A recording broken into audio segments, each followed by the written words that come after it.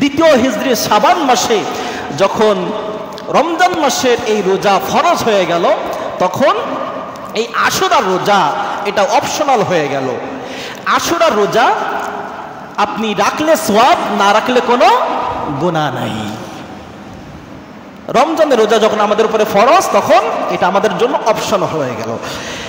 কিন্তু নবীজি সাল্লাল্লাহু আলাইহি সাল্লাম তিনি এই আশুরা রোজা তিনি যতদিন বেঁচে ছিলেন, এই 10 মুহররম আসলে তিনি এই আশুরা রোজা ছাড়তেন না।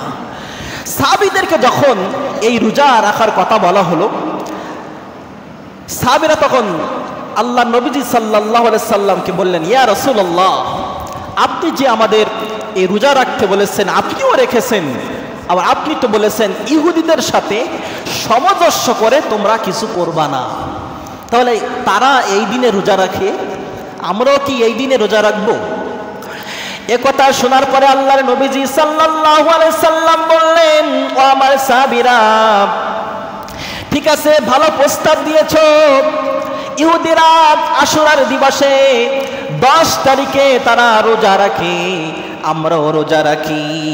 আমরা আগামী বছর থেকে আমরা 9 তারিখেও রোজা রাখবো, 10 তারিখেও রোজা রাখবো। হযরত ইবনে আব্বাস রাদিয়াল্লাহু তাআলা বর্ণনা করেন, নবীজি সাল্লাল্লাহু আলাইহি সাল্লাম একথা বলার পরে আগামী বছর আসার আগে আল্লাহর নবীজি দুনিয়া থেকে বিদায় হয়ে গিয়েছেন। আব্বাস রাদিয়াল্লাহু তাআলা তিনি বলেন যে আমার বিশ্বাস, বিশ্বনবী সাল্লাল্লাহু আলাইহি সাল্লাম যদি বেঁচে থাকতেন তাহলে আশুরার দিবসেও রোজা রাখতেন, তার আগের দিন 9 তারিখেও রোজা রাখতেন। এই জন্য এই রোজা অনেক ফজিলত, এই রোজা আমরা কখনো ছাড়বো না। 2টা কারণে আমরা এই রোজা কখনো ছেড়ে দিব না। কয়টা কারণে? 2টা কারণে রোজা আমরা কখনো ছাড়বো না।